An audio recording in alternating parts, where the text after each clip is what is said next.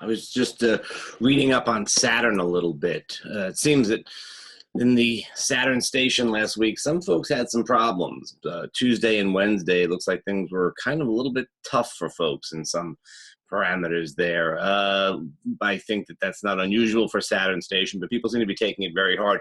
A lot of news about work stuff came in, I think, for people, and that's appropriate for Saturn. Of course, the thing to do is to work through it and to sort of shoulder it.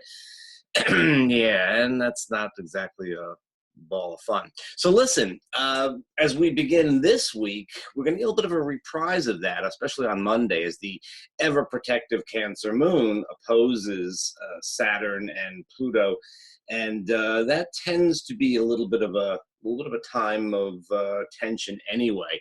So with Saturn still essentially stopped in the sky, we're likely to really be feeling that. So as the week begins, there's a little bit of edginess there that is just part of this final week of September, final full week of September. It's actually also the first full week of autumn in the northern hemisphere, the sun having crossed over into Libra in the early hours, about 3:49 a.m. Eastern time on Monday. So we are in the midst of autumn, the sort of end time of the year, coming into the solstice in December, at the same time that we are really doing the last phase of the lunar cycle. So this is liable to feel like a week of endings, a time when we're sort of wrapping things up more than, let's say, going forward with things, beginning new things.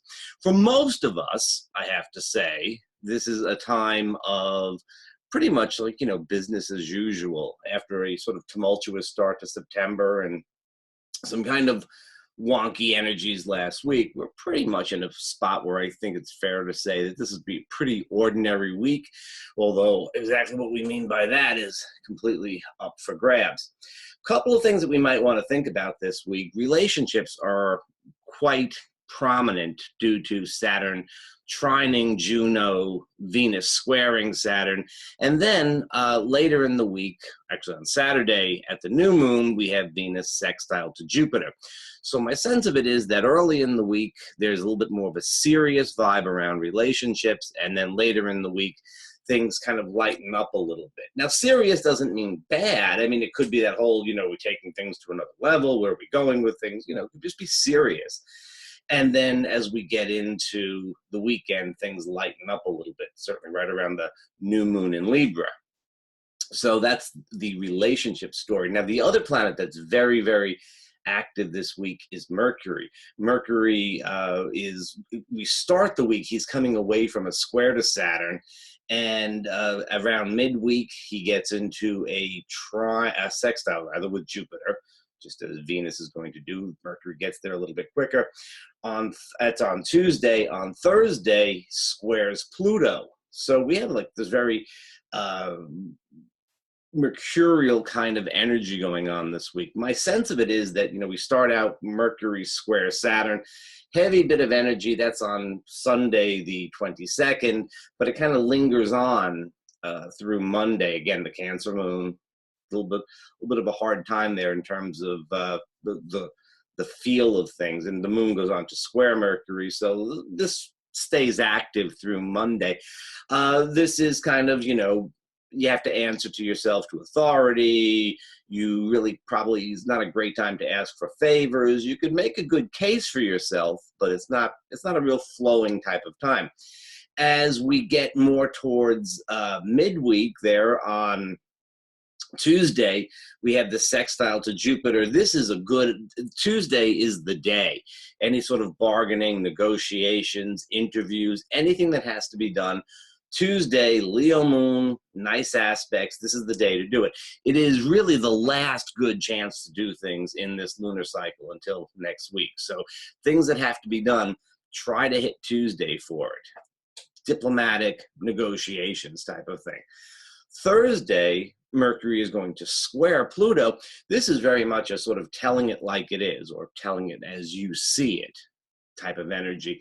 And this is, Mercury, Pluto is always speaking truth to power. It's always a little bit of a Davy and Goliath type of thing as well, especially with Pluto in Capricorn. That is a real Goliath kind. Well, Pluto's always Goliath. So there's a lot of that kind of, I'm going to say what I got to say. Again, at the very end of the lunar cycle, just getting into the last phase or the second half, depending on how you look at it, of the solar year, we're kind of looking at a sort of tendency to wrap things up and maybe break things off. So, and then the new moon itself is on Saturday, and the new moon in Libra is, among other things, it's a moon that asks us where we are willing to play the game. You know, we've had a lot of very maverick kind of energy thus far since the Leo new moon a couple of months ago. And, you know, follow your heart, find out what's really true for you, go there. And then Virgo, how are you going to do that? How are you going to practically make that happen? So a lot of maverick energy through, I would say, the latter half of July into mid-September, the end of September. Now, we're kind of seeing the pendulum swing back the other way a little bit. And say, well, you know, you can't just do your own thing by yourself. How do you want to connect with others? What can you do that gets you to connect with others? And where are you willing to do it? Where are you willing to play the game? Where are you willing to compromise and negotiate a little bit? And so that's the thing to think about at the Libra new moon, sort of set your intentions around that. It's very good to think about in general, just socializing, if you think about relationship stuff and all of this. Where do you need to make some changes, and what are those changes? That's sort of your little meditation right around the Libra new moon. But it is worthwhile to think about that sometimes you have to find a balance between Libra, balance between your own personal needs and how you're going to interact with others on every level. So that's sort of what we do at the Libra new moon, set some intentions around that.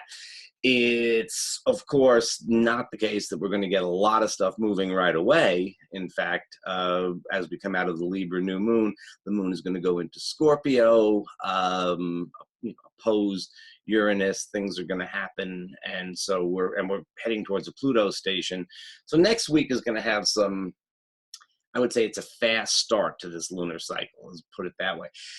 In general, I think that although the moon is new and so there's not a lot of energy around on the weekend, it's probably a pretty good time for hanging out and having some fun. The aspects are very nice. The Libra new moon feels good.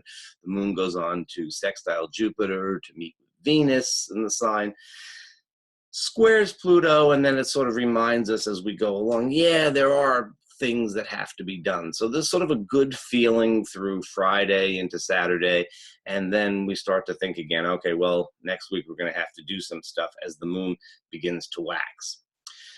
That's what we got this week. We start with a bit of tension on Monday. Tuesday is your day for doing things. Wednesday, Thursday, if you got something to say it.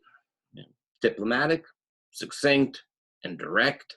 Friday, Saturday, enjoy yourself, enjoy the new moon energy. Don't expect a lot of excitement, but you know, it should be a pleasant enough time. And then Sunday, we start to really look towards the coming week and what needs to be done as the moon waxes. And I will see you then.